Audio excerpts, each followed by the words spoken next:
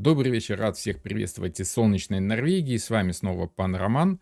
Сегодня у нас очередной пятничный теплый ламповый эфир. И на этом эфире я, как обычно, отвечаю на ваши вопросы, которые вы задаете в чатике, либо в комментариях. В любом случае, я постараюсь ответить на ваш вопрос, поделиться с вами опытом таролога. Я 14 лет занимаюсь активным консультированием с помощью карт Таро. 5 лет обучаю картам Таро, обучаю работе с картами Таро. Ну и интересуюсь в целом 25 лет этим феноменом карт Таро. И сегодня как раз у нас такой эфир, несколько не присущий мне, потому как я уже сказал тут в самом начале эфира, мне не присуще накопительство. Я не накапливаю, не коллекционирую колоды. Я не коллекционер. Тем не менее, есть одна колода, к которой я питаю прямо вот, скажем так, слабость. Это колода, как ни странно, Артура Эдварда Уэйта и Памелы Колман Смит. Раньше она была известна, ну и сейчас известна как колода Райдера Уэйта. Райдер — это издатель, Райдер и Сан. Было там такое издательство в Англии в то время, в 1909 году. Напомню, изданная эта колода впервые вышла. И, соответственно, так как я работаю в парадигме этой школы, развиваю свое что-то, да, работаю я все вот эти 14 лет с помощью колоды Артура Эдварда Уэйта и Памелы Колман Смит. Сегодня чуть проясним. Причем тут Памела Колман Смит, если кто-то не знал, да, если кто-то не очень интересовался историей этой колоды, это на самом деле очень интересная история. Более подробно я расскажу, наверное, на одном из следующих эфирах. Сегодня я просто хочу поделиться с вами набором, который может быть интересен вам как любителю Таро. Мне, по крайней мере, я в конце концов решил, что, наверное, стоит все-таки вот этот набор приобрести. Я сейчас вам его покажу и объясню, почему именно этот набор. И почему я, не коллекционер, решил купить какую-то колоду, ну, которой вполне вероятно буду работать, может быть, и не буду работать, но там есть интересные нюансы. Так, чуть-чуть света добавлю. И, наверное, давайте покажу. Да? Будет работать? Будет. Что это за такая замечательная колода, замечательный набор? Ну, во-первых, это памятный набор, он так и называется. Commemorative Set, да, то есть памятный набор, посвященный Памеле Колман Смит как художнице, соавтору этой колоды. Что входит в этот набор? Ну, во-первых, откуда, кто издатель этого интересного набора? Это US Game Systems. Так, где тут у нас камера? Американское издательство, да, Стэнфорд, которая как раз известна тем, что обладает определенными правами на некоторые, скажем так, моменты, присущие этой колоде. Мы не будем вдаваться в детали авторских прав. Расскажу сразу о том, что входит в состав этого интересного набора. Да, как бы так, наверное, давайте попробуем. Ну, вот так, да, чтобы было видно. Это такая интересная коробка, собранная из двух частей. Во-первых, сама колода, которая, несмотря на то, что внешне она выглядит как оригинал колоды Артура Эдварда Уэйта и Памелы Колман Смит, называется Centennial Edition Deck. То есть, ну как сказать, мне сложно перевести слово Centennial. Я не настолько хорошо знаю английский.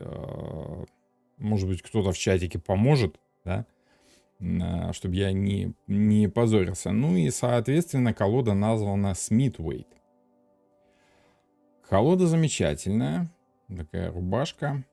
Чем хороша колода? Во-первых, это максимально оригинальная и максимально детальная колода, если речь идет об оригинале колоды Артура Эдварда Уэйта и Памелы Колман Смит. Дело в том, что не все любят оригинальную колоду, все любят красивые, яркие клоны этой колоды. Но когда речь заходит о авторстве, вернее, о символике, о смыслах, все ссылаются вот на эту колоду просто потому, что это, ну, можно сказать, основа всего современного Таро. Я думаю, что если вам интересен этот эфир, то вы, скорее всего, уже знакомы с этой колодой. Я не буду долго расписывать, скажем так, историю этой колоды.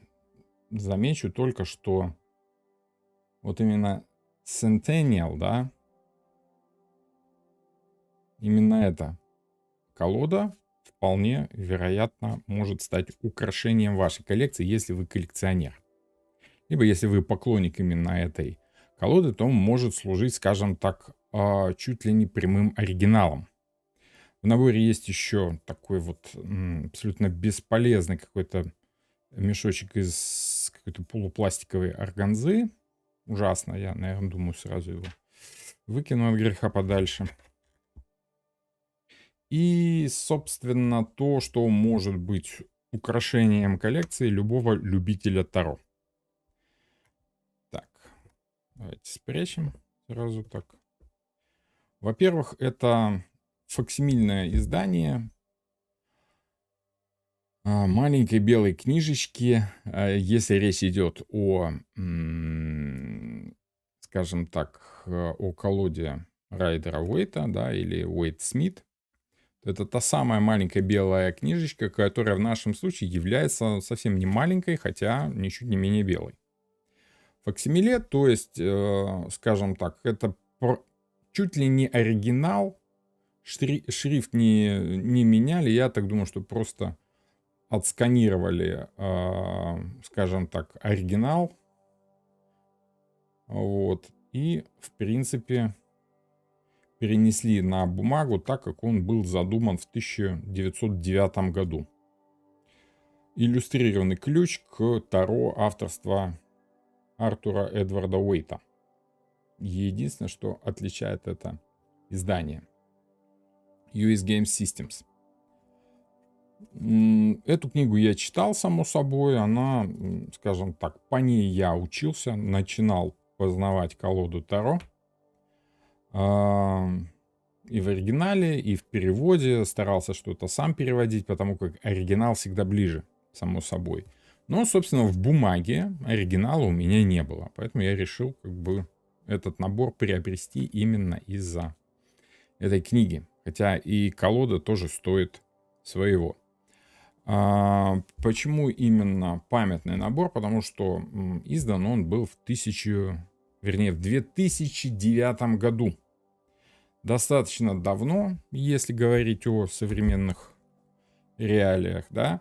Но решил я его купить потому как, ну, вот в чатике пишут, переводится как колода к столетнему изданию.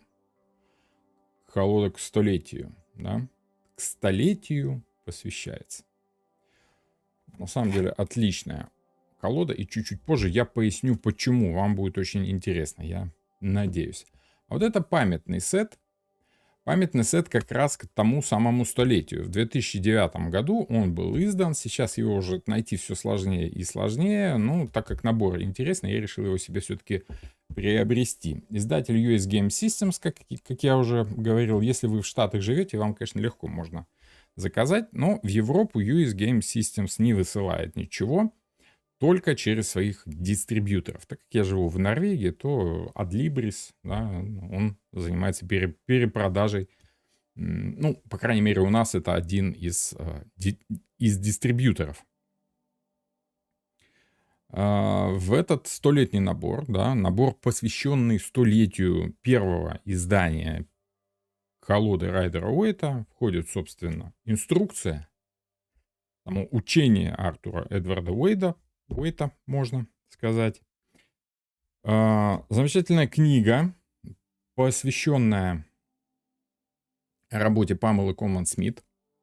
На самом деле очень многие были недовольны тем, что в истории колоды так мало фигурирует художница.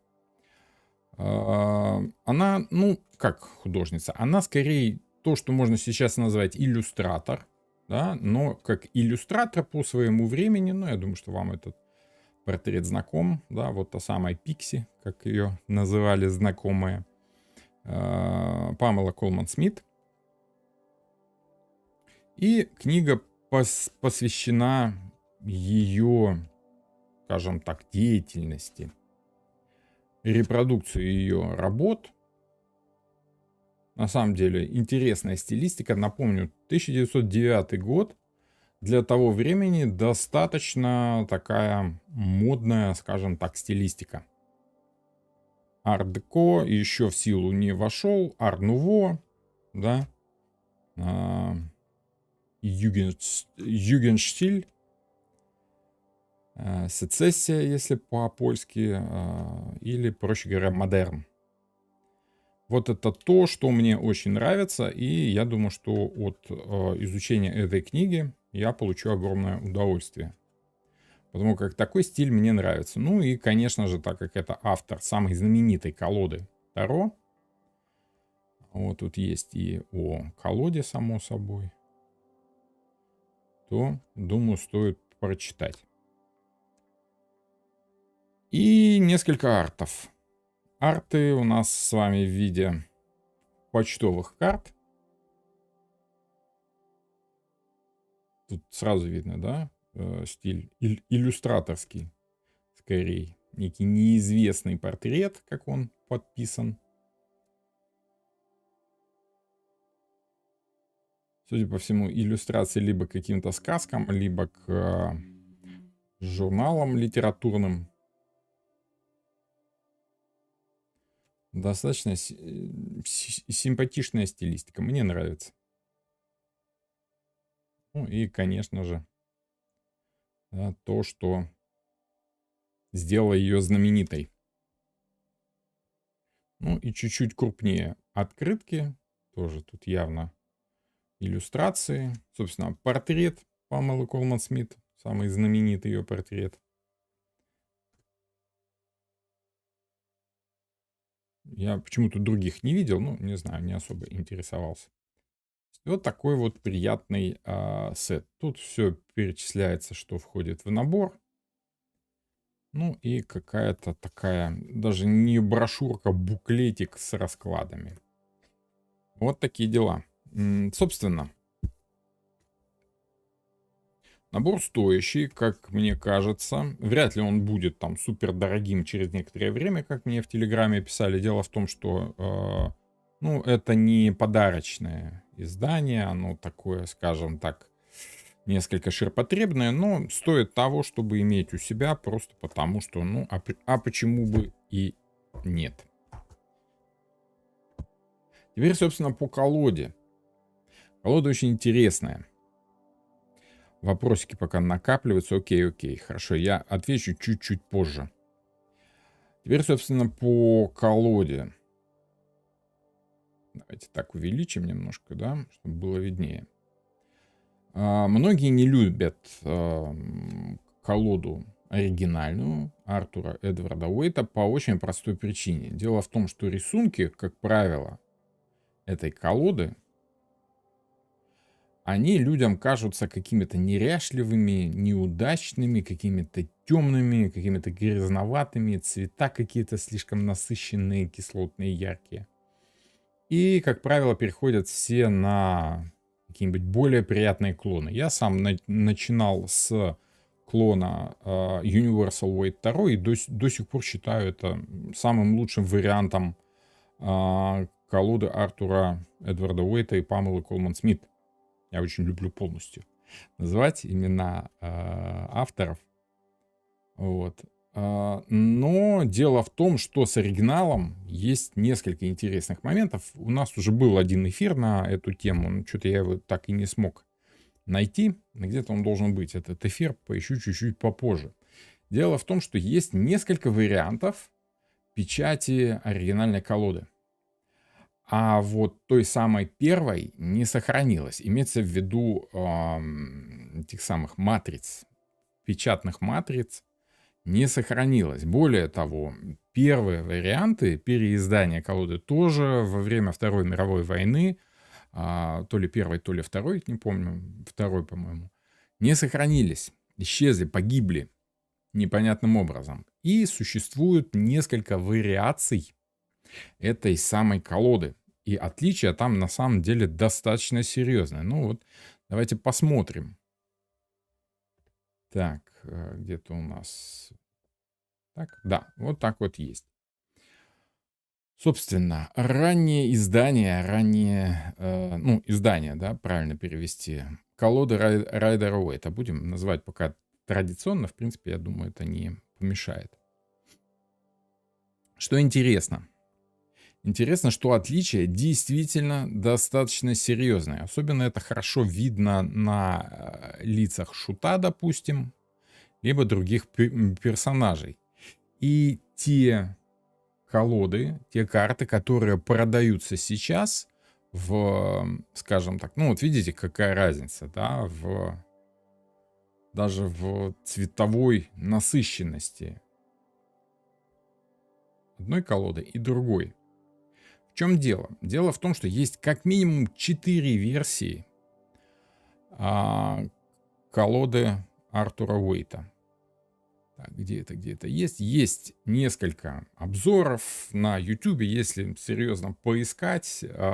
Называются они PAM-A, PAM-B, PAM-C и PAM-D. Причем очередность букв, она не совпадает с очередностью издания колод. Первая была издана в 1909 году, последняя где-то там в 40-х годах. На этом репринты, собственно, делаются с самих карт, а не с матриц. Поэтому можно сказать, что они утеряны. Но есть одна интересная особенность у всех этих 4 версий. Они все не оригинальные. Как ни странно, это звучит. Есть такой момент, что в 1909 году была издана, скажем так, такая подготовительная колода. Крайне ограниченным малым тиражом, который нужен был для того, чтобы изучить рыночек, скажем так, да. Издатель, Райдер, он не был уверен в том, что хорошо зайдут именно карты Таро, именно в таком виде. Поэтому я не помню точно, сколько тысяч, либо сколько сотен каков был тираж первой колоды, 100, 200, 3000, я не помню, честно говоря, но он был небольшой, крайне ограниченный, лимитированный, limited edition, как сейчас принято говорить. И определенным образом этот limited edition отличался от того, что потом пошло в массовую печать и в массовую продажу. И вот этот first edition, да, первое издание в 1909 году, определенным образом отличается от последующих 4 изданий PAM-A, PAM-B, C, D и прочие вариации. Отличается чем? Более, скажем так, четкостью линий, ясностью цветов, не такие насыщенные, не такие, скажем так, жесткие цвета, более аккуратные линии, более аккуратная печать. И что может отличить эту самую колоду сразу же на первый взгляд, это рубашка. Рубашка, как вы видите, она в виде такого бело-голубого рисунка, либо бело-синего, бело-бирюзового, сложно сказать, который представляет собой в шахматном порядке розы и лилии. И соответственным образом вот это самое первое издание, оригинальное, вот именно то, как Памела Колман Смит и Артур Эдвард Уэйт хотели видеть свою колоду, называется «Розы и лилии». Именно вот по этой самой рубашке. И вот если вы хотите иметь максимальный оригинал, ищите что-то такое. То, что продается сейчас, допустим, в Лос Карабео. Да? Давайте зайдем на Лос Карабео, я вам специально открыл страничку, показать. Допустим, вот стандартная, да, ну, давайте с самого начала.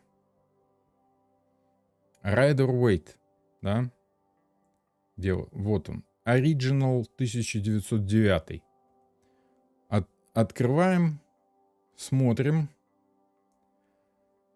Печать тут точками, если вы видите, да, я постарался увеличить. То есть это уже последующие копии, последующие версии, где и цвета похуже, и линии такие более грубоватые, и тона передаются несколько, скажем так, отлично от того, что задумывали авторы. Да? Если вот мы сравним с Верховной Жрицей колоды той, которую я себе приобрел вот только что, да, вот я думаю, что вам будет очевидна разница. Вот еще раз. То, что предлагает сейчас Лос Карабео как оригинал, и то, что на самом деле является оригиналом. Гораздо приятней, гораздо мягче, гораздо, скажем так, интересней, в отличие от того, что сейчас принято считать оригиналом. Ну, вот такие дела. Хотя бы только за этим стоит задуматься.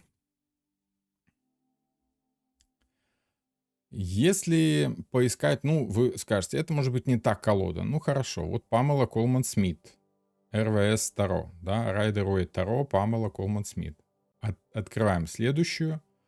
Смотрим. История. У Лос Карабео примерно та же. Грубые линии и излишне черный цвет, да, где-то тени спрятаны, и вот эти точки на лицах, как оспины, ну, такое себе, не очень. Я уже не буду все перелистывать, да, но поверьте мне, у Лос Карабео, ну вот, The Rider Tarot Deck, да, считается, что это оригинал. Даже если как-то более или менее карта выглядит, да, то надписи уже видно, что переделаны. То есть, ну, для кого-то это может показаться мелочью. Но если вы любите оригинальную колоду, то я думаю, что нужно постараться, чтобы поискать. Ну, хорошо, допустим, пусть у Лос Карабео нет. Да? Даже сравнить вот того самого шута, да, заметьте, как линия лица у шута в более поздних изданиях, да, само лицо. И сейчас я вам покажу лицо на оригинальной колоде. Приятное, мягкое лицо, приятные черты лица.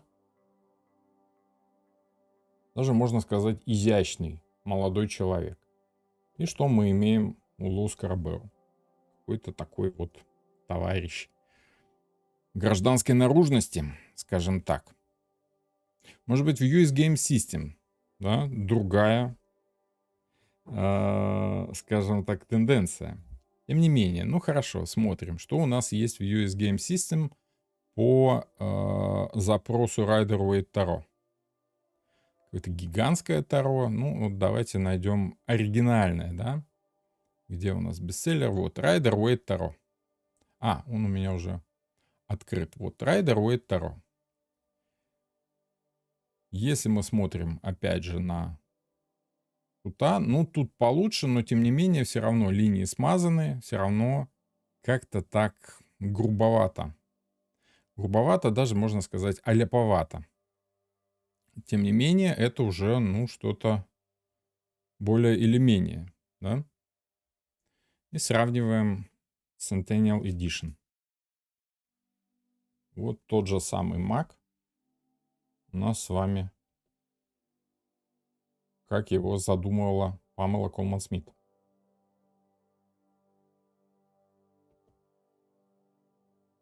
Тут уже получше, поэтому если будете искать систему Уэйта, да, внимательно отслеживайте карты, потому как если вам попадется позднее издание, да, вот опять же тот самый какой-то такой с выпеченной снизу челюстью шут, да, а должен он быть примерно вот таким, более, скажем так, деликатным, более изящным.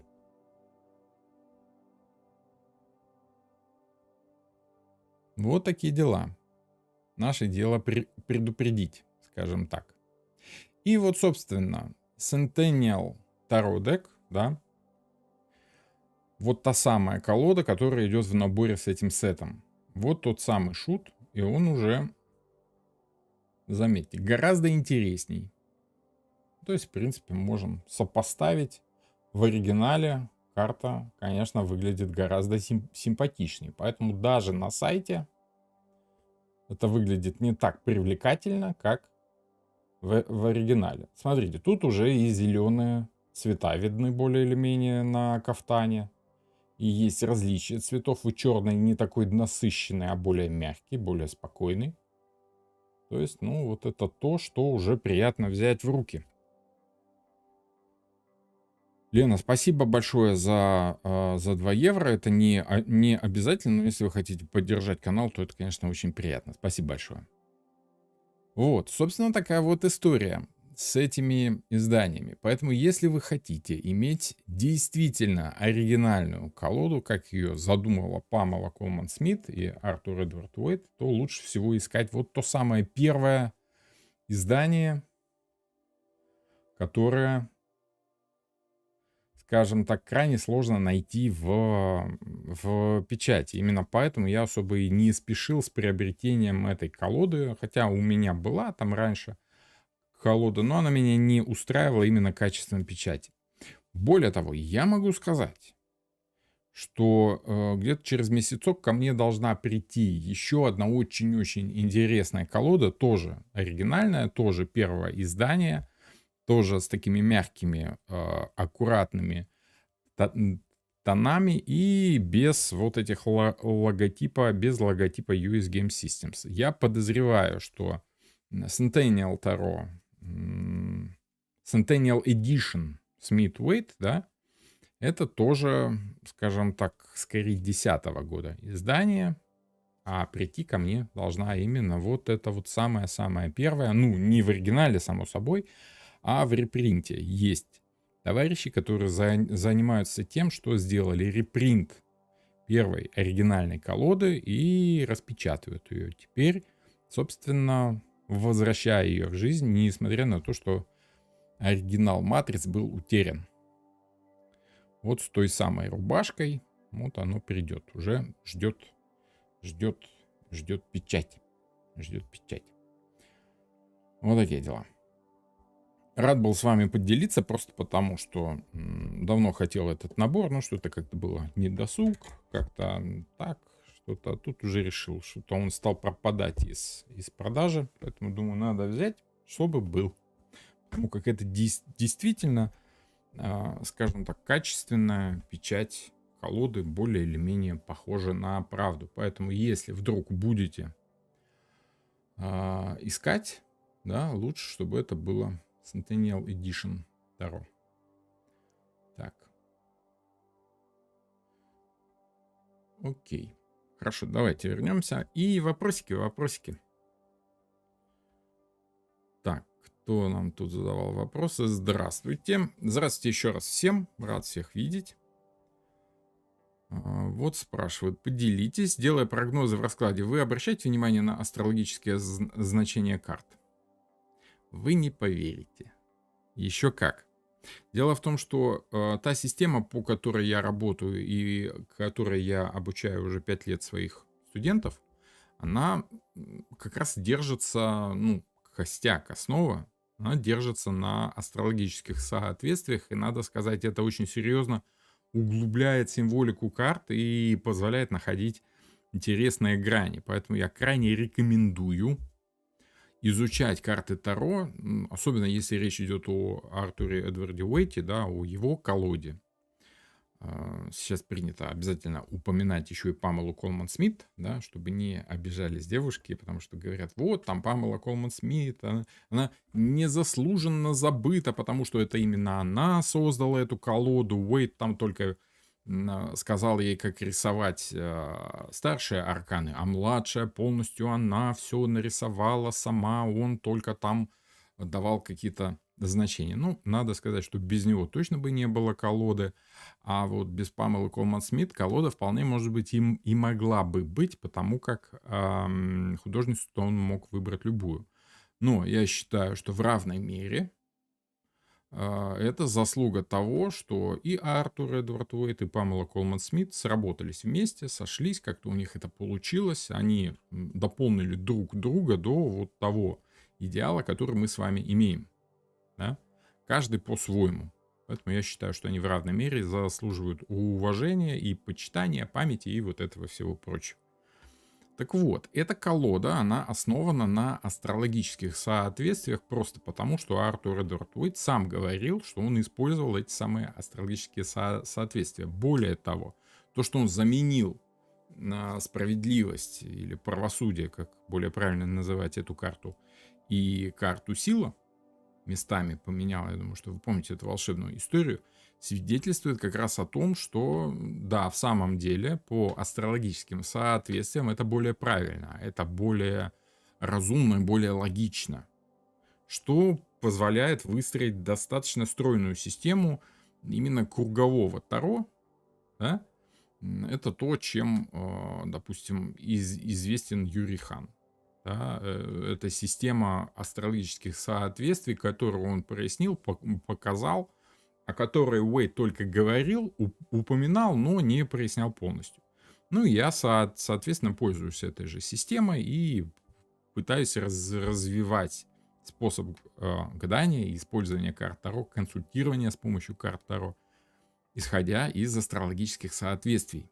Если вам это интересно, я думаю, что вам стоит обратить внимание на мои лекции, которые есть в свободном доступе на этом канале. Поэтому, кому интересно, добро пожаловать на канал. Ставьте лайки, подписывайтесь, да, вот это вот все, комментируйте и все такое прочее. Ну вот. Влад Ломака пишет, эти истории пишут в книгах многие тарологи. Ну да, пишут, в самом деле. Елена Ведерникова спрашивает. Сегодня увидела Таро двустороннее. Заинтересовала, как с ней работать. Ваше мнение. Колода Висиверса Таро. Об этом нужно спрашивать у автора колоды. Я, честно говоря, скажем так, к вариациям формы Таро я не особо питаю интерес. Да? А вот к смыслам, да, к смыслам, смыслы гораздо интереснее, нежели там какая-то форма. Поэтому, в принципе, если говорить о соблюдении символики, для меня это самое главное. А уж как работать этой символикой, это уже, кто во что гораст. Я стараюсь работать в более или менее традиционной, скажем так, парадигме.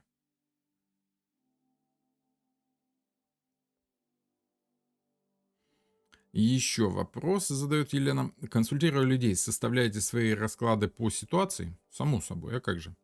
Если да, расскажите, какие тонкости применять. Или только классические готовые используете. Спасибо. Во-первых, каждый может использовать те расклады, которые ему удобно и которые ему, скажем так, приятно использовать, так можно сказать. Поэтому как этот процесс должен приносить определенного рода удовольствие, как и любой другой тот процесс, которым вы занимаетесь для того, чтобы чувствовать нужность себя в жизни, так скажем. А без удовольствия тут никак. По ситуации, само собой. Дело в том, что для каждого вопроса, для каждой ситуации нужно понимать, какой расклад подходит больше всего. У меня есть пара вебинаров по раскладу, да, по тому, как выбрать расклад Таро. Если интересно, то у меня на сайте, ссылочка есть в описании к этому видео. На сайте есть страничка с вебинарами, там их можно приобрести, если у вас есть такой интерес. Либо, что еще лучше, приходите ко мне на курс, который называется «Грамматика Таро». Я там все эти вопросы поясняю. Более того, мы разбираем порядка 70 раскладов на самые разные темы. Вот, и, собственно, курс и состоит из разбора раскладов, который идет сразу за пояснением значений карт, смысла карт, вернее, Таро. Мы разбираем все карты Таро, и, соответственно, под каждую карту у нас есть как минимум там несколько раскладов. Очередной поток, кстати, начинается вот уже скоро. Сегодня 30 мая, у нас 2 или 3 июня стартует очередной поток обучения курса грамматика Таро. Так что, кому интересно, контакт есть в описании к этому видео. Так. Помню, рассказывали про колоду Таро Терра Волатила. Необычная. Работаете с ней? Интересно, как она в работе, учитывая количество карт. Я ее расцениваю скорее все-таки как коллекционную. Более того, она у меня в коллекции есть. Это, в самом деле, интересная и красивая, очень самобытная колода. Вот. Работать с ней не очень удобно, потому как несколько теряешься в рисунках. Слишком уж они, скажем так, характерные. Слишком они характерные. Чем хороша колода Артура Эдварда Уэйта, да, тем, что она такая более или менее нейтральная, спокойная, и, скажем так, очень юзабельная, можно так сказать, да, и ей удобно пользоваться. В отличие от колоды Таро Терра Волатила. Да? Тем не менее, как для коллекции, она шикарная. Ну и если смыслы рассматривать, то Терра Волатила позиционировалась авторами как скорее приближенная к алхимической символике колода, плюс как колода, которая в основном создавалась с целью помочь людям самосовершенствоваться.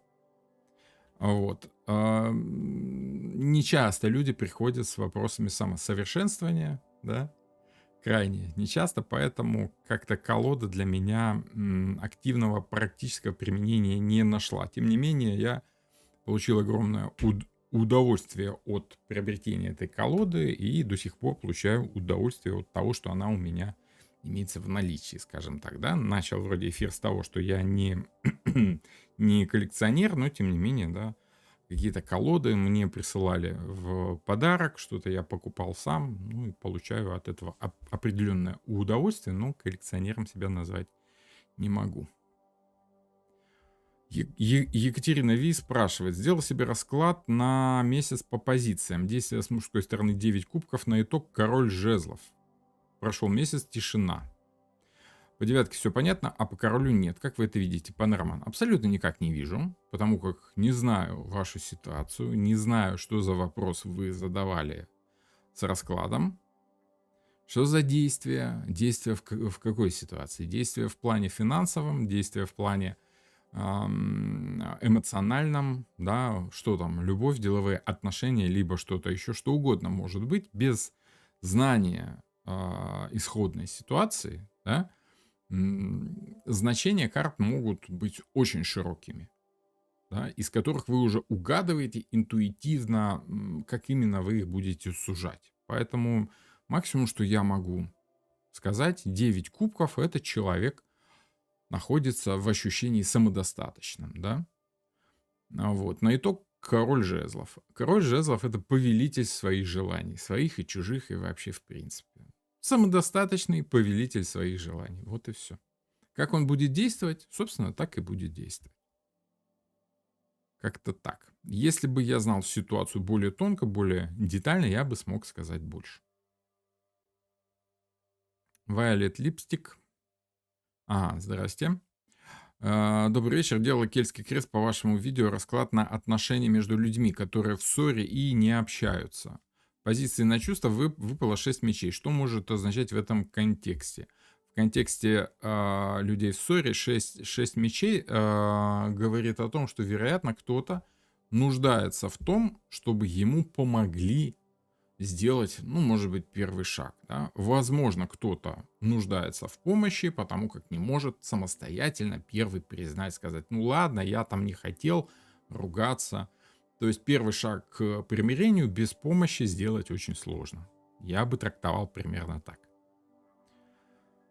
Евгения спрашивает: пан Роман, может ли сочетание двух карт башни и смерть говорить о смерти человека или о полном разрушении личности, потеря памяти или что-то в этом роде? Исходя из ситуации, все зависит от ситуации. Если ситуация этому способствует, то может. Если не способствует, то вряд ли. Ну, то есть, если человек находится в какой-то опасной ситуации, допустим, какие-то боевые действия, да, то, в принципе, да, такое может быть. А так, в общем и целом, башня говорит о чем-то, скажем так, привычном, либо накопленном, что может внезапно рухнуть. Ну, а, собственно, смерть — это что-то такое, что исчезает, либо заставляет исчезать что-то из нашей жизни. Опять же, трактовать можно очень широко. Собственно, общение с клиентом, уточнение ситуации позволяет вам уточнить и конечный итог гадания. Все очень просто на самом деле. Гил спрашивает: у вас получается гадать самому себе? Используете карту дня для себя? Нет, в принципе, я люблю сюрпризы. Карту дня не использую. Хотя раньше, да, раньше использовал, когда учился, когда только пробовал. Вот. Я думаю о том, чтобы начать эту практику на еще одном канале.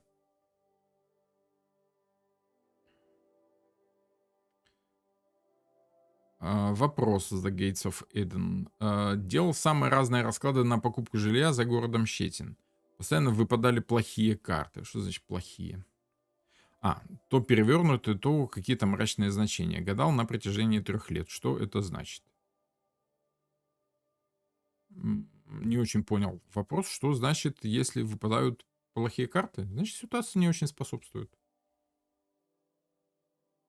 А как еще можно ответить на этот вопрос? Если бы выпадали хорошие, значит, ситуация способствует. Значит, вполне вероятно, добьетесь того, что к чему стремитесь, о чем желаете. Если нет, то вероятно, что что-то вам мешает, что-то пошло не так, как говорится. Да? Да, кстати, вообще не вижу себя, как с этим бороться. Никак не бороться, пробовать, пробовать, пробовать. Дело в том, что себя смотреть картами Таро очень сложно. Почему? Потому что вы к себе не можете применять эмоциональные фильтры, которые вы применяете по отношению к людям. Да? Для того, чтобы гадать себе, нужно представлять себя как отдельную от себя личность. Да? То есть ты как бы раздваиваешь себя и общаешься как бы сам с собой. Это очень похоже на какое-то умопомешательство, да? Но в принципе это нужно для чего? Для того, чтобы отделить свои эмоции как таролога, а работаете вы как раз эмоциями, угадываете вы вот этим самым ощущением, да, от эмоций себя как клиента. Когда вам что-то нравится, что-то не нравится, что-то хотите, чего-то нет. В общем, для этого нужно иметь достаточно серьезную склонность к объективности. А люди крайне редко обладают этим свойством. Поэтому очень сложно себе гадать, если вы относитесь к себе не объективно. Пан Роман, скажите, знакомы ли вы с колодой сумасшедшего дома? Очень мало инфы. Да, что-то видел. Интересная, забавная колода. Вот, работать не работал, просто как-то, дело в том, что колод интересных, забавных, их навалом, да, их тьма, имя им легион. Сейчас загуглим.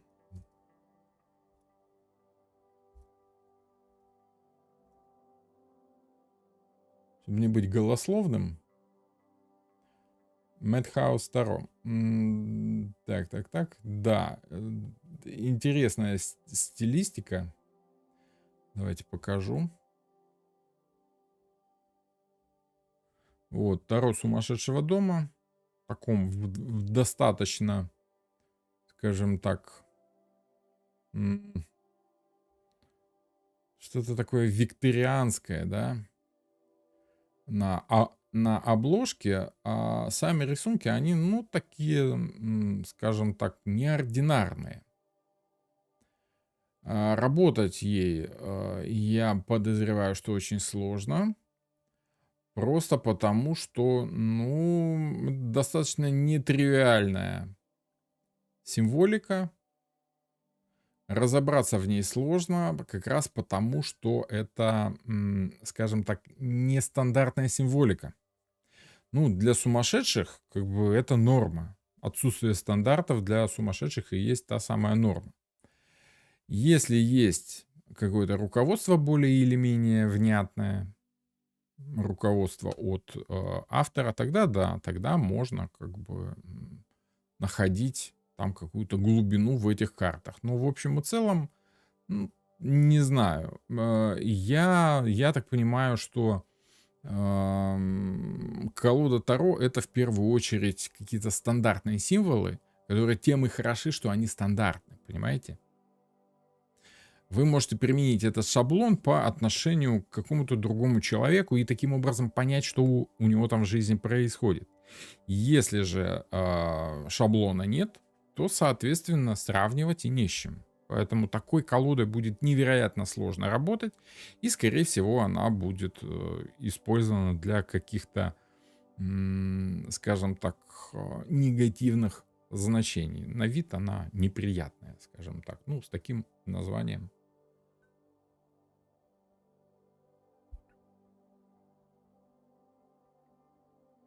Написано, что колода выполнена в соответствии с концепцией, разработанной в герметическом ордене Золотой Зари, что как бы уже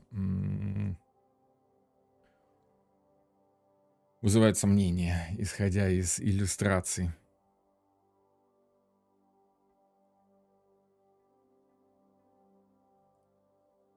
Евгений Зенек пишет: спасибо, пан Роман, за ответ. Да, боевые действия. Ну, там все значения будут, конечно, так гипертрофированы. Черно-белая очень война, вообще очень черно-белая, скажем так, ситуация, если уж так говорить.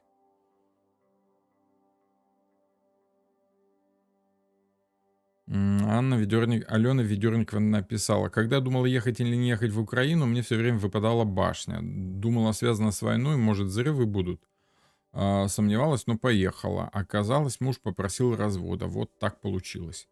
Башня говорит не столько о взрывах, ну, буквально может быть, да, потому как там визуал такой. Башня скорее говорит о неожиданности, которая приходит в тот момент, когда ожидаешь чего-то обыденного, обычного, привычного. Когда ты к чему-то привык, а оно внезапно нарушает привычный ход действий. Да, вот, собственно, это то, что вы описали. Вероника спрашивает: слышала выражение, что карты говорят с тобой на том языке, который ты понимаешь. Вы согласны с этим? Конечно. А как же? Человек видит то, что он может увидеть, и не видит того, чего он видеть не может. Вот, собственно говоря, и все. А Марина Погодина спрашивает: а как вам колода Безумной Луны? А вы зайдите на мой канал, да, на заглавную страницу. Я, конечно, понимаю, что это редко, это мало кто делает, редкие действия. Там есть вкладочка «Плейлисты». И в этих плейлистах есть плейлист, который называется «Таро Безумной Луны».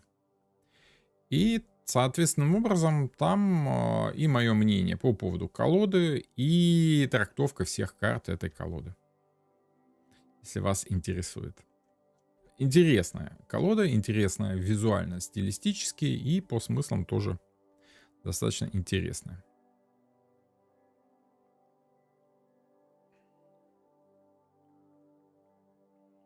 Вообще, как понимать, если на вопрос по решению ситуации выпадает придворная карта? Это может быть либо ситуация, которая зависит от какого-то конкретного человека, либо сам конкретный человек, его характер. Карта будет говорить о характере этого. Так что я все время вот это в руках верчу. Карта будет говорить о том, что ситуация зависит от характера действий какого-то определенного человека, либо о самом этом человеке с его определенным характером. Ну и, соответственно, одна из 16 карт будет как бы вам намекать на то, что вот человек ведет себя именно таким образом, подобным этой карте. Есть один из недавних эфиров как раз на эту тему. придворной карты это ситуация или человек. Вот поищите, там я достаточно внятно, подробно об этом говорю. Сергей Демченко пишет: Таро сумасшедшего дома — одна из гениальных колод Евгения Винницкого, показывает девиации психологии личности. Очень глубокий инструмент, пан-роман. Я думаю, что для того, чтобы разбираться в девиациях психологии личности с помощью карт Таро, нужно быть, скажем так, опытным психологом в первую очередь. Либо, если это прям девиации личности, то даже не столько психологом, сколько уже ближе к психиатрии. Нормального человека, вытаскивать из нормального человека такую символику, ну, такое. Как бы, колода может быть интересна, но я думаю, что она крайне редко применима к нормальным людям в таком случае. В таких случаях, понимаете? Вот. Несколько не моя специфика, так скажем. Мария Калина пишет: Таро сумасшедшего дома очень много символики, там и печати демонов, и сефиры, а придворные эзотерические или эпатажные реальные персонажи. Но прикольно. Разве что прикольная. Я не спорю, что она может быть интересной, что она может быть глубокой, но меня интересуют, скажем так, колоды, которые работают легко, быстро и показывают человеку, что нормального он может сделать, чтобы привести свою жизнь в ту норму, которая для него полезна. Вытаскивать девиации наружу, ну, это достаточно специфическая работа, и меня такой, скажем так, аспект этой работы не очень интересует. А интересных колод, как и неинтересных колод, конечно, гораздо больше, чем интересных. Но проблема карт Таро в современном мире состоит в том, что они настолько разнообразны, многообразные и разносторонние, что составить из них какую-то внятную более или менее систему на данный момент не представляется возможным. Толковых школ Таро сейчас нет, начиная вот с 40-х годов прошлого века, как вот Кроули что-то там такое выдал гениальное, да, Уэйт, потом Кроули. Пока что-то такого равнозначного нету. Так что сейчас у нас с вами что? У нас с вами 4 основные школы Таро, ну, как я вижу, да. Это Марсель, либо что-то традиционное. Это близко к традиционному Таро Папюса, да. Это Алистер Кроули с его Таро Тота, да, с его телемой. И, собственно, самый-самый распространенный, самый рабочий вариант, самый простой, понятный, доступный и в то же время глубокий — это колода Таро Артура Эдварда Уэйта и Памелы Колман Смит. Да? Та самая, которую я вот вам сегодня уже демонстрировал. Вот вам 4 школы Таро. Остальное вариации на тему чаще всего не такие глубокие, не такие фундаментальные, как вот уже перечисленные. Скорее, это детали, нюансы, вариации, это что-то такое частное.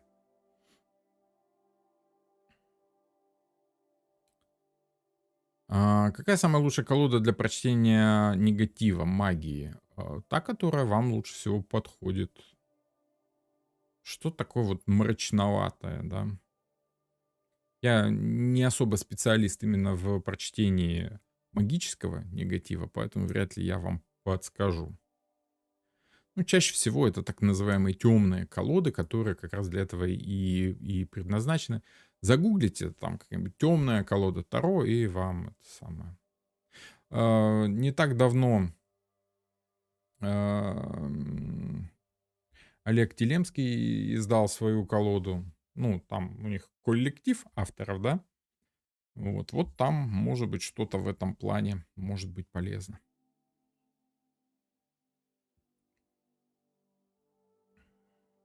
Добрый вечер, пан Роман. Подскажите, пожалуйста, по каким картам можно увидеть, благодарен ли человек или наоборот, не благодарен за что-то?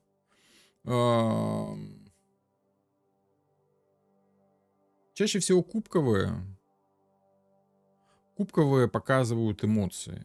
Вот благодарность идет скорее по эмоциям, потому как это чувство, которое теплое, которое приятное, которое скорее располагает к человеку. располагает к человеку скорее масть кубков. Да, может быть, какая-нибудь 6 кубков, 9 кубков, 10 кубков, что-то такое. Ну, и придворные кубковые тоже могут быть.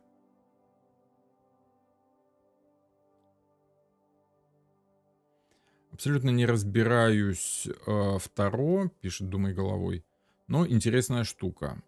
Крайне интересная штука. Говорят, что с помощью этих карт люди могут познать себя как духовное существо. Что скажете? Как понять суть для себя? Это, в принципе, то, зачем карты Таро и были созданы. Вы не поверите. Но это как раз путь самопознания. Либо, если вы человек верующий, то путь познания Бога. Бога в самом себе и единение с этим самым Богом. Они для того и были созданы. Ну, по крайней мере, старшие арканы, да. Вот младшие, они скорее нужны были для такого плоского бытового гадания. Но колода Таро, она как бы соединяет в себе два этих качества. Если вам интересно, я временами провожу такой редкий курс, который называется «Логика Таро». Вот там мы говорим как раз об астрологических соответствиях колоды Таро Артура Эдварда Уэйта и Памелы Колман Смит. И, собственно, строим вот на основании зодиака какую-то парадигму развития этой самой идеи. Так что, в общем и целом, в принципе, если вам это интересно, заходите ко мне на курс «Логика Таро». Я его в этом году один раз запускал зимой. Вот, наверное, буду запускать еще и... Или в прошлом году запускал. Вот в этом году, наверное, ближе... Либо в середине лета буду запускать, либо ближе к осени.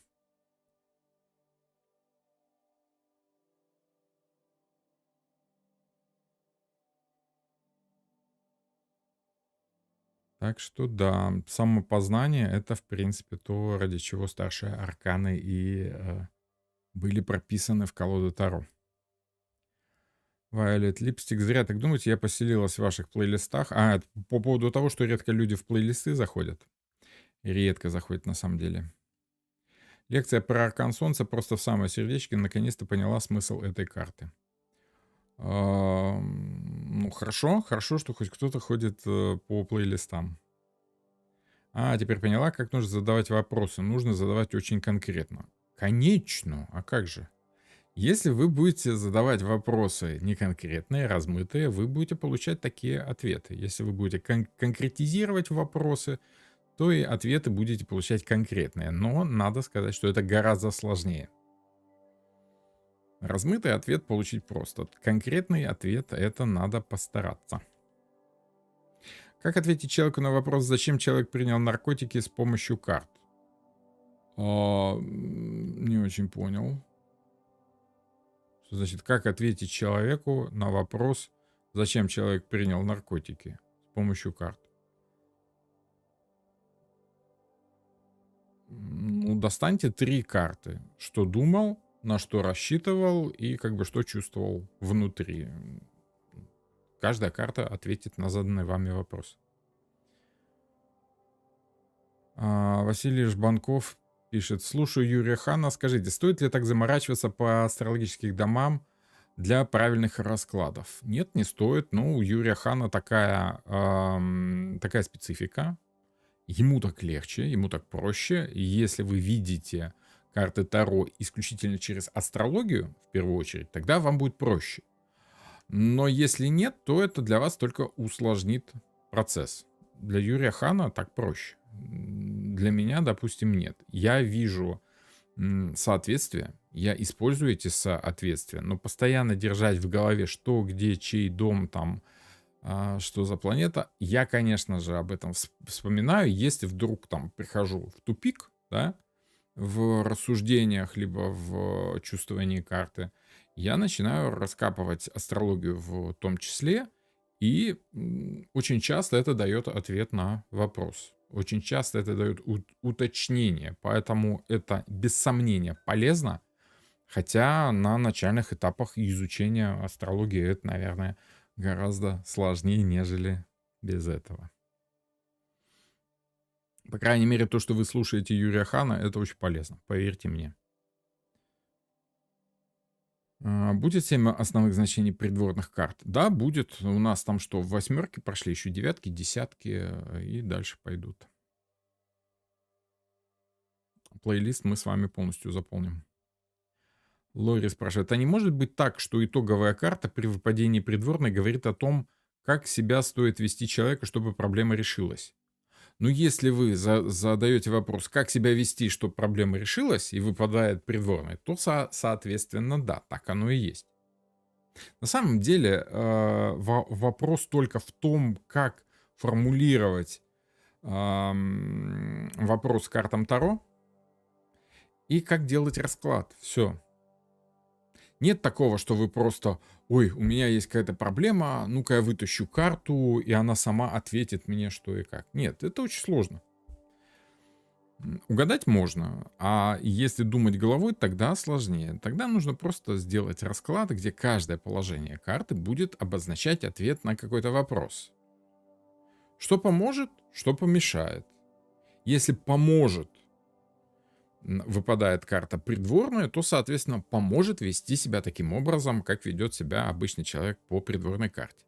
Если же положение карты говорит о том, что помешает, то, соответственно, помешает вам решить ваш вопрос, если вы будете вести себя как эта придворная карта. Вот и все. Все очень просто. Приходите ко мне на курс «Грамматика Таро», вы очень быстро поймете, как это просто на самом деле.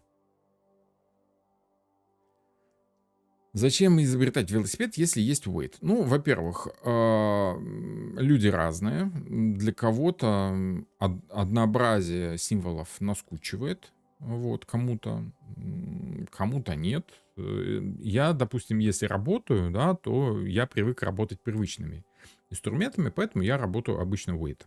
Ну, вернее, его клоном, более красивым, более симпатичным, но, тем не менее, работаю weight. Пан Роман попросили посмотреть на Таро, кто украл золото. Нужно будет сделать расклад на каждого подозреваемого. Ну, в принципе, да, но можно будет просто выложить их в рядочек. Там, допустим, 4 человека, 4 фоточки, да, и по одной карте. Чаще всего какая-то неприятная карта подскажет, что именно вот этот человек, вероятнее всего, что-то задумал. Я такими раскладами баловался достаточно давно, лет 10 назад, когда сотрудничал с органами внутренних дел. Приходили ко мне следователи из Брестского отделения какого-то криминального. Я не очень разбираюсь в этих внутренних органах, да, во всех смыслах, поэтому как-то не уточнял. Ну, какой-то там убойный отдел условный, да.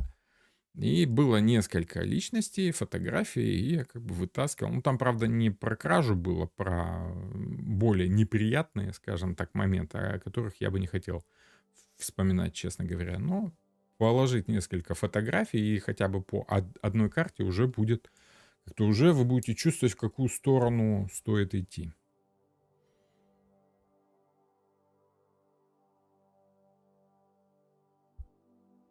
Пан Роман, а вы не в курсе, что это за значки после имен? Понятия не имею. Эти вот с коронками, да, и номер один, номер два, номер три. Это какие-то новые фишечки Ютуба, какие-то XP-поинты. Это, я так понимаю, кто... Слушайте, я понятия не имею, честно говоря. Рейтинг, вот, мне тут я нажал. Рейтинг самых активных поклонников и баллы XP. Что за рейтинг? В этот рейтинг попадают самые активные участники сообщества. Первые 3 пользователя получают специальные значки, которые показываются в чате. Рейтинг составляется для каждого стрима, поэтому вы всегда можете попробовать снова. Как попасть в рейтинг? Нужно набрать баллы. Для этого отправляйте сообщение в чате трансляции. О, отлично. Отправляйте сообщения в суперчате, суперстикеры, ну и прочее, прочее. Короче, хотите такую же коронку себе, да, возле этого самого, больше пишите комментариев чаще. Это как бы YouTube так вас побуждает к общению в чатике.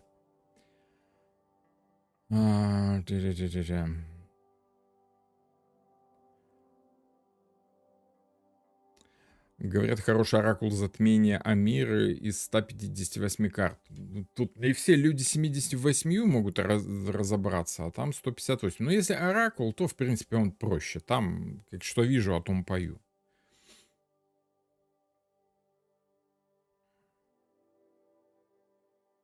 Сергей Демченко. Пан Роман, благодарю вас за ответ, но не могу согласиться с вами. Таро сумасшедшего дома можно использовать как прекрасное дополнение для анализа личности и страхов партнера из прошлых отношений. Вы имеете абсолютно стопроцентное право не соглашаться со мной. Более того, я как бы и не призываю вас соглашаться со мной, если вы в чем-то не согласны. Разница мнений это всегда прекрасно, это всегда хорошо. Так что желаю вам удачи в использовании этой, без сомнения и без всякого сарказма, говорю, интересной колоды. Просто, ну, она не червонец, чтобы нравиться всем. Я думаю, что вы понимаете. Вот мне, допустим, она не очень заходит. Вам заходит? Ну, пожалуйста, пусть цветут тысячи цветов, как говорится. Разнообразие — это хорошо. Diversity is good. Безумная луна как раз в меру темная колода, и негатив скрывает очень хорошо. Ну да, но она имеет такую несколько мультяшную внешность, скажем так, поэтому... Любовь вышеская. Хочу к вам в гости приехать. Можно? Нет, конечно. Вы что? В гости без приглашения ездить моветон. Вот, поэтому нет. Может быть, впоследствии, когда я приобрету хитту в горах, да, повыше тут у нас есть рядом интересная долина, если я там приобрету хитту и буду туда возить туристов, либо любителей ретритов всяческих, вот соберу человек 5, привезу в хитту на недельку, да, и буду каждый день к ним приходить, читать проповедь, лекции, да, лекции буду читать. Вот. Как-нибудь попозже, окей? Анна Колесникова пишет: я пересмотрела все плейлисты по колоде Уэйта, причем раза по 3. Спасибо, пан Роман, за ваш труд.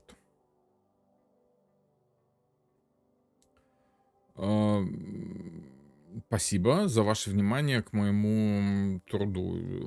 Вот это, кстати, радует. Это радует, потому как в последнее время, скажем так, когда смотришь на замершие цифры подписчиков, там по 10, в лучшем случае по 20 человек в день новых приходят, это угнетает, потому как раньше было по 200 человек в день новых.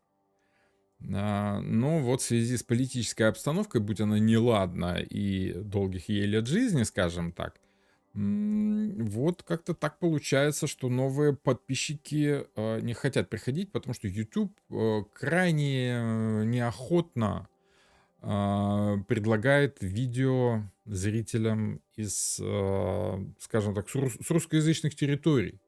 Почему? Потому что такая политическая обстановка, потому что рекламу им все равно показывать смысла нет, потому что они не платят за рекламу.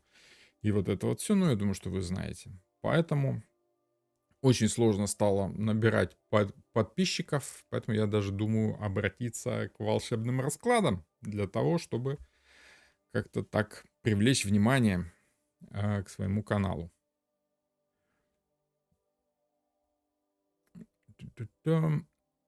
Лена пишет: скажите, пожалуйста, на вопрос «да» или «нет» можно так задать вопрос картам? Один конкретный вопрос. Благодарю. Можно? Кто же вам запретит-то? Ответить будет очень сложно, а вопрос, конечно, можно задать. А если на что поможет, выпадает перевернутая карта. А вы,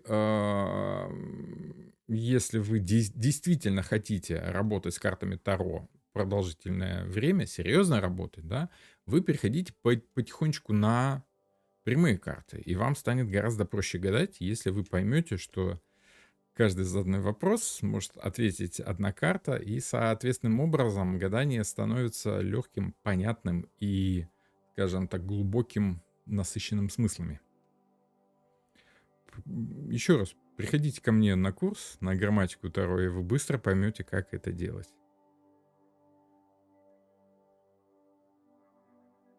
Во, видите, сама нежность пишет. Плейлист, точно, а я штудирую все в поисках. Ну, в смысле, все перебирайте. Так у меня все по плейлистам давно. Уже сколько лет. И вопрос опять о Щетине. Правда ли, что в некоторых городах гадается лучше и проходят магические инсайты? Был в Польше в разных городах, в Щетине наилучшая энергетика для гаданий. Каково ваше мнение? Мое мнение таково. Если вы это ощущаете, если для вас есть разница, тогда нет ничего лучше, как самостоятельно пробовать, да, потому как все вот эти энергетики, все эти внутренние чувственные практики, они хороши в индивидуальном формате, потому как что русскому хорошо, то немцу смерть, да, как говорится. Внутренние, глубинные ощущения должны ощущаться самим человеком. Поэтому пробуйте, ищите места, замечайте, что способствует увеличению энергетики, либо наоборот спаду, да, если пользоваться такой терминологией, делайте выводы и соответственным образом получается получается накапливать опыт и понимать головой, как это у вас работает. Все это абсолютно на личном уровне проходит. Надежда Кош пишет. Пан Роман, покажите вашу рабочую колоду по Уэйту, но более симпатичную. Спасибо. Сейчас покажу. Тут еще есть вопросик. Лори пишет, сложно. Особенно, когда не хочется расстраивать человека. Ну, это значит, что вы слишком мягкий для работы с большим количеством клиентов. Часто бывает так, что расстраивать человека не хочется, а надо. Я думаю, что хирургу, да, который каждый день режет людей, тоже, может быть, не хочется расстраивать людей, которых он режет. Но когда ты кого-то режешь, ты поневоле его чуть-чуть расстраиваешь скальпелем, понимаете? Поэтому, ну, если вы выбрали путь помощи людям, то очень часто бывает так, чтобы человеку помочь, его нужно расстроить. Не все ж время им как бы радовать их все время. Если хотите радовать, пойте песни веселые, и все, и будете радовать людей, не будете расстраивать. Вот и все. Ну, конечно, если голос есть. Ага, конкретный вопрос это точно работает. Карты дают конкретные ответы. Однако нам самим хочется помочь в решении проблемы, и это мешает. Ну, что мешает, то может и помочь. Понимаете, то, что нам кажется проблемой, очень часто является нашим помощником. Поэтому постарайтесь посмотреть на это с другой стороны. Если не хочется расстраивать человека, вероятно, это действительно может ему помочь. Если что-то болезненное, очень часто самое верное решение приходит через очень болезненный инсайт. Роман, покажите вашу рабочую колоду по Уэйту. Показываю рабочую колоду по Уэйту. Колода называется Golden Art Nouveau Tarot.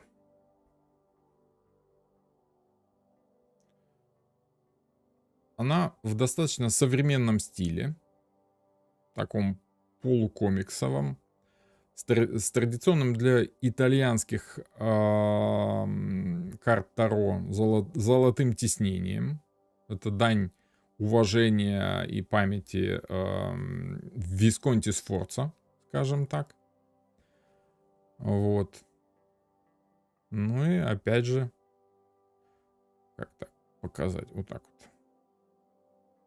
Я думаю, что вы видите, работа тонкая, работа качественная. Цвета такие, скажем так, не яркие, но очень-очень качественная работа. Очень мне нравится эта колода. Ну, смотрите, какая красота, а?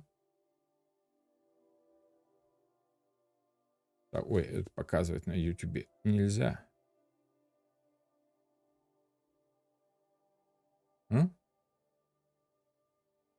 Golden Art Nouveau Tarot. У меня есть видео по этой колоде на канале.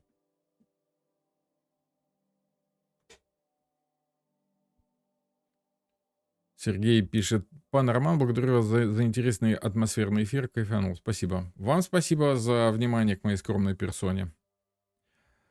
Наталья Горюнова спрашивает: пан Роман, могут ли энергии старших арканов помочь решить личные вопросы, например, по здоровью? Конечно. Чем лучше вы поймете, в чем смысл старших арканов, тем лучше вы поймете, что надо делать в жизни. Старшие арканы говорят о наших ошибках, о наших правильных действиях, о том, как устроен этот мир, для того, чтобы помочь нам его понять. А когда мы понимаем мир, мы начинаем действовать правильно и, соответственно, решаем свои проблемы. Вот и все. Было бы здорово посетить Норвегию и послушать проповеди нашего наставника. Ну, я думаю, в текущей политической обстановке, будь она неладна и долгих ей лет жизни, скажем так, это пока сложно. Особенно вот из России и из Беларуси визы получить практически нереально. Но если вы житель Европы, то я думаю, как только я накоплю на хитту, да, то есть хитта это такой это домик в горах, что-то типа дачи такой норвежской, да, но это чаще всего высоко где-то в горах, далеко от городов на природе.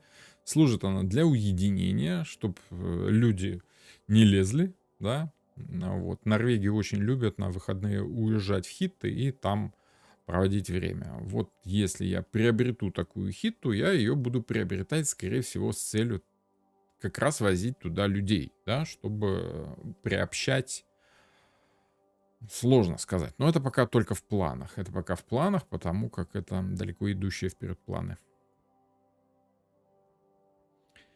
Периодически захожу в плейлисты, когда не могу понять карту в раскладе, пишет Мария Калинина. А я, собственно, за этим ее вернее, их и делал, эти плейлисты, чтобы людям было удобнее смотреть и пересматривать. Вы пробовали делать расклад двумя колодами одновременно, как бы дополнять основную карту на позиции карты из другой колоды? Нет, у меня это плохо работает, просто потому что, ну, так скажем, сбивает это, скажем так, с ощущения, сбивает это с основной эмоции, сбивает это с темпа, да, настроения сбивает. Потому что разные колоды имеют разные вайбы, скажем так, да. Вот. С одной колоды на другую нужно определенным образом перестраиваться.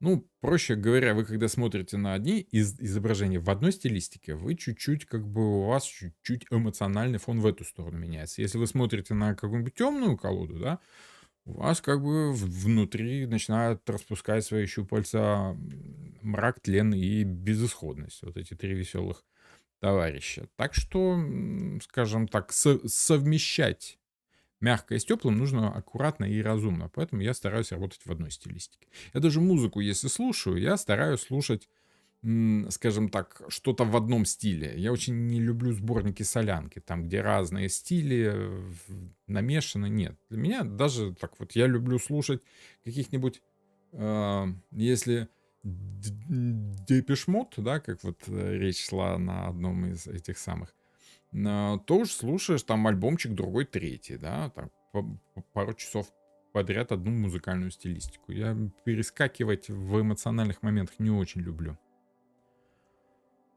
Если у вас 2 и более клиентов за день, вы пользуетесь одной колодой? Я всегда пользуюсь одной колодой. Ну, в работе пользуюсь вот той колодой, которую я только что показывал. У меня чаще всего у меня один человек в день, потому как я стараюсь их разносить, потому как работаю я 2, временами 3 часа с одним человеком. Вот. Поэтому как бы 2 человек в день это сложно, тяжело, потому как вкладываюсь я очень серьезно в консультацию. Ну и плюс утренние лекции, индивидуальные вечерние лекции, по вторникам и четвергам эфиры, поэтому как бы стараюсь работать с одним человеком в день максимально. Есть какой-то сайт, который вы можете посоветовать, где можно в Европе заказать качественные карты? Есть эфир, по-моему, год назад я снимал, где я как раз вот основные издания и затрагиваю. Ну, во-первых, это Левелин, это Лос Карабео, Ну и US Game Systems. Это 3, наверное, самых крупных таких. Вот, я, по крайней мере, покупаю там. А более внятно вам расскажут, наверное, коллекционеры. Я не коллекционер. Я колоду Таро себе покупаю только для работы. Вот, чаще всего делаю это у Лос Карабео. Вот, допустим, от US Game Systems, да, вот этот сет от меня пришел через Adlibris. Но это такой не столько магазин Таро, сколько, в принципе, это книжный сайт, скажем так.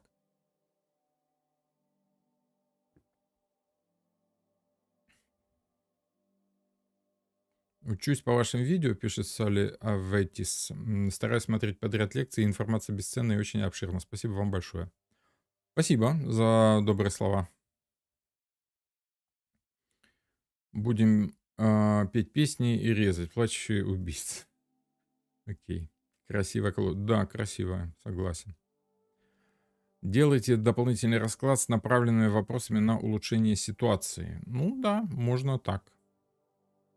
Даст Бог, все у вас будет. Посмотрим, я надеюсь. По крайней мере, иметь хиту, в которую можно там уехать на пару дней и там... Я бы хотел написать книгу, в конце концов. Для этого, конечно, нужна обстановка, где нет интернета, да, где есть максимум там свет, вода. Все, что нужно для счастья, это электричество и водопровод с канализацией. В принципе, все. Интернет не нужен, если ты хочешь писать книгу. Так что вот если я такой домик себе как-нибудь куплю, ну для этого нужно, конечно, сначала заработать на это. Вот. Тут еще надо сначала этот дом в порядок привести. Тут тоже работы хватает. Там нужно шел поменять, нужно водоотвод вокруг дома. Много всего прочего нужно сделать. Вот, так что, когда ко мне можно будет в гости приехать, ну, не скоро, я думаю. Сегодня купила колоду Монара, пишет Анна Колесникова. Начну теперь изучать а, по вашим видео на Бусти. Интересная колода, да, да, я ей давно работаю. Достаточно оригинальная, она такая скорее оракульная, да, но с интересной системой астрологической символики. Толковая колода. Юрий Хан ее любит. Я ее люблю именно из-за того, что она вот внятная по астрологии очень интересна. Елена пишет. Добрый вечер, рада вам. Запись будет? Да, я как раз вот запись делаю и, наверное, после эфира ее выложу. Или уже завтра с утра. Вот такие дела, пироги. Какие еще вопросы? Давайте задавайте, не стесняйтесь. Так, что-то я вам еще хотел рассказать. Может быть, если найду...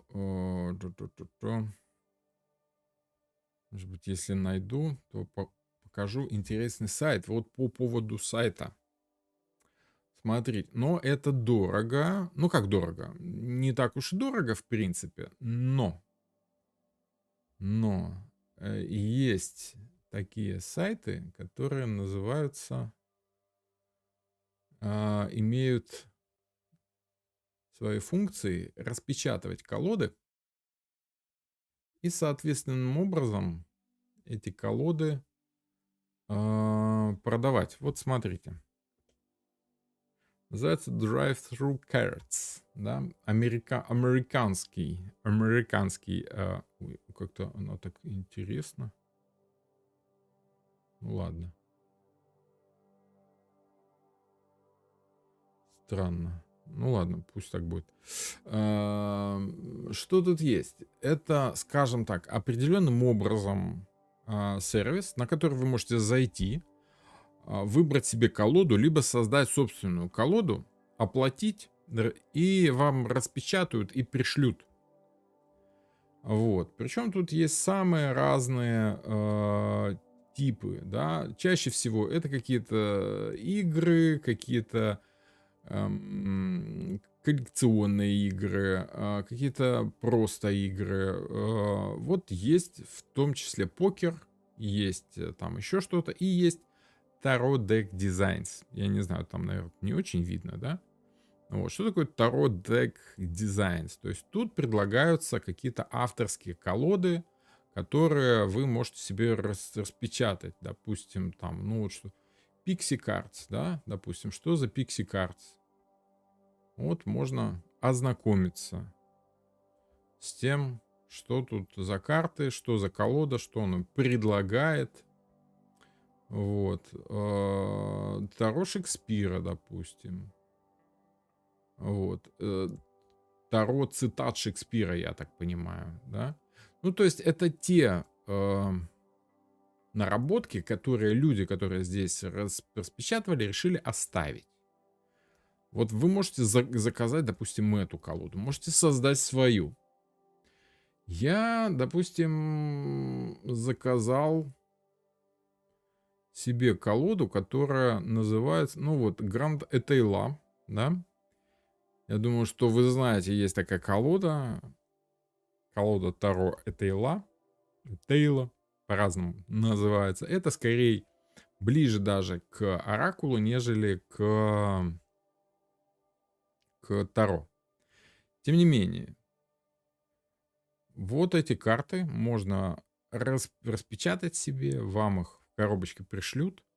Человек старался, делал дизайны, возможно, купил старую колоду Этейла, почистил ее там цифровым способом, да, сделал сканы, почистил и вот распечатал себе. Здесь есть все данные, да, что и как, что за карты тут есть. Стоит это все удовольственно, сколько я вижу, $34.74. Вот. Но есть нюанс. Нюанс состоит в том, что это американский сайт, и, соответственно, доставочка будет стоить еще порядка, ну, наверное, столько же. Минимум $25-30 еще будет стоить и доставка. Поэтому одна колода вам может обойтись в 30, ну, не в $30, а где-то 60, а то и 70.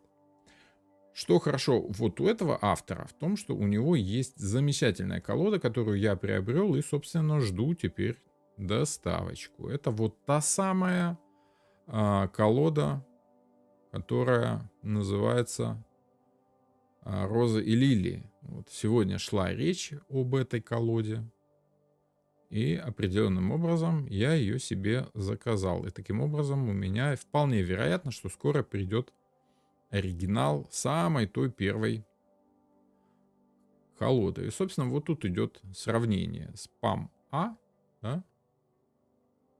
Вот. И, собственно, вот то, что предлагает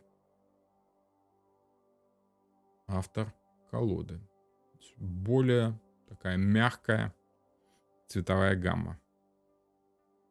Вот вам PAM-A, да, то есть где-то 1910 год. А вот изначальная карта, как она задумывалась Памелой Колман Смит. Разница, я думаю, видна, очевидна. Да? Вот такую колоду жду. Вот такой сайт. Называется Drive-Thru Cards.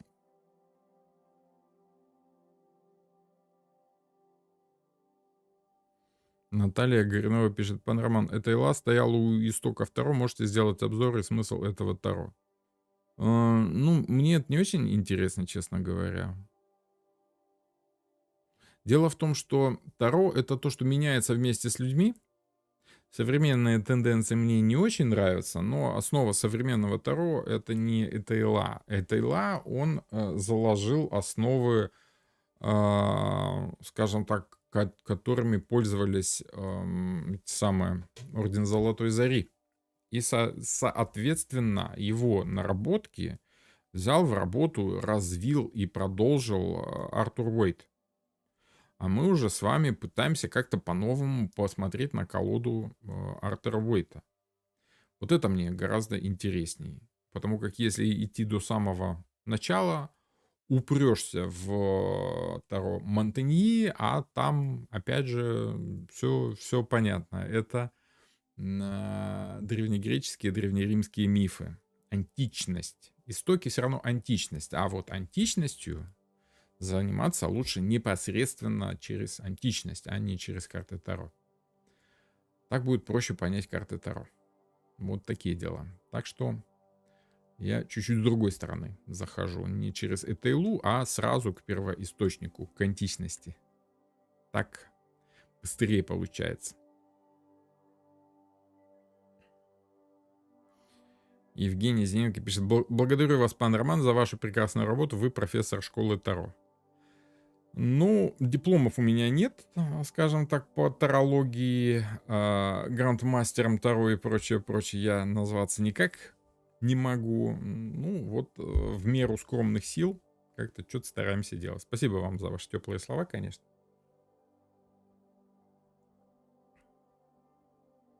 Но профессором меня назвать было бы, скажем так, несколько высокопарно слишком звучит, не соответствует реальности.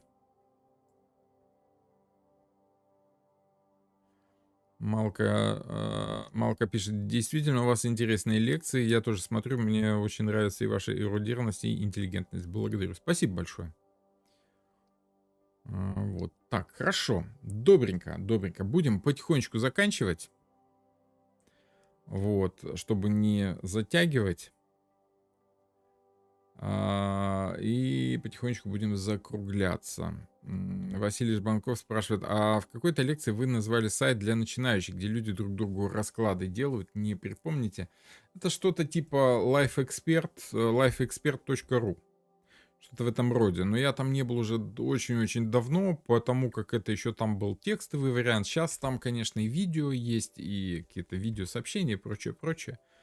Ну, разве что для начинающих. А так, в принципе, сейчас соцсети ничуть не хуже, чем все эти самые. То есть находите профильную какую-нибудь группу, пишите там: девушки, давайте погадаем друг другу, посмотрите мне, я посмотрю вам, и как бы начинаете обмениваться опытом. Ну, вот такие дела. Как скоро вы определили для себя основную рабочую колоду? У меня тоже клон Уэйта «Небо и земля». «Небо и земля» не очень удачный клон Уэйта. Он, конечно, симпатичный, но как коллекционный, скажем так, вариант. «Небо и земля», оно мутноватое такое. Там оно очень такое туманное, оно очень такое в одной цветовой гамме. Чтобы не быть голословным, я вам его покажу, потому как небеса и земля у меня есть, имеются. Поэтому почему бы и не показать. Джек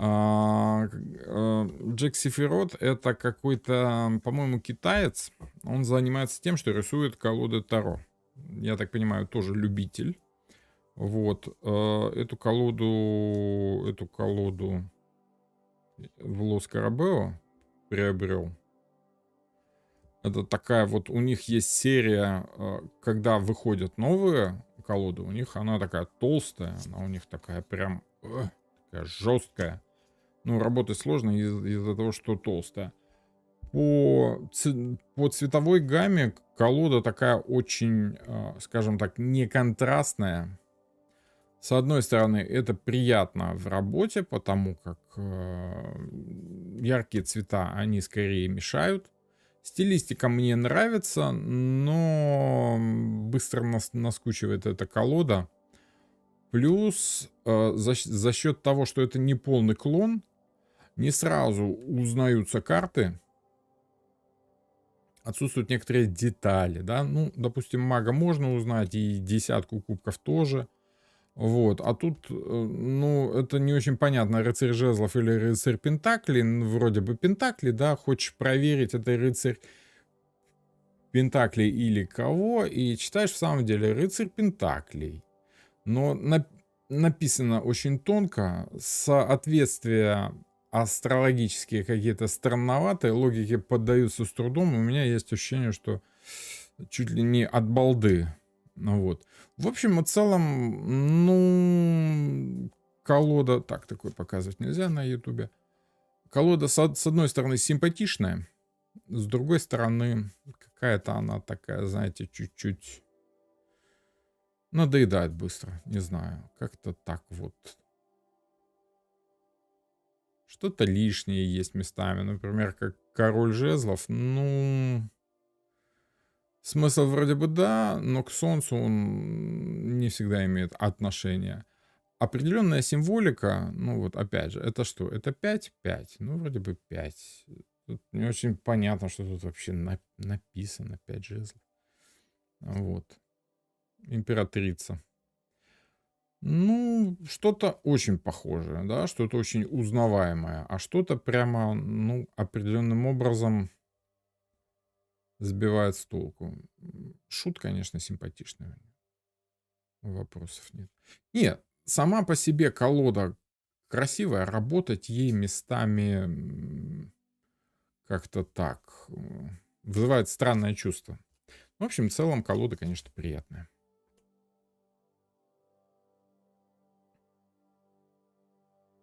Туманная, но невероятно красивая, дух захватывает. Ну, не то чтобы невероятно красивая, ну, красивая, да, вопросов нет.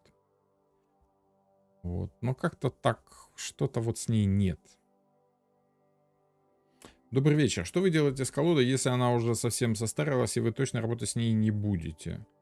Все зависит, ну, как бы для вас, если вам нужно, да, понять, решайте, каким образом вы ее уничтожите так, чтобы это не было для вас неприятно. То есть, если вы считаете, что нужно устроить какие-то там почетное сжигание, либо там соорудить какую-то маленькую деревянную лодочку, чтобы отправить в плавание по морю, либо по реке, либо где-то в лесу похоронить ее, закопать, либо сжечь, либо что угодно.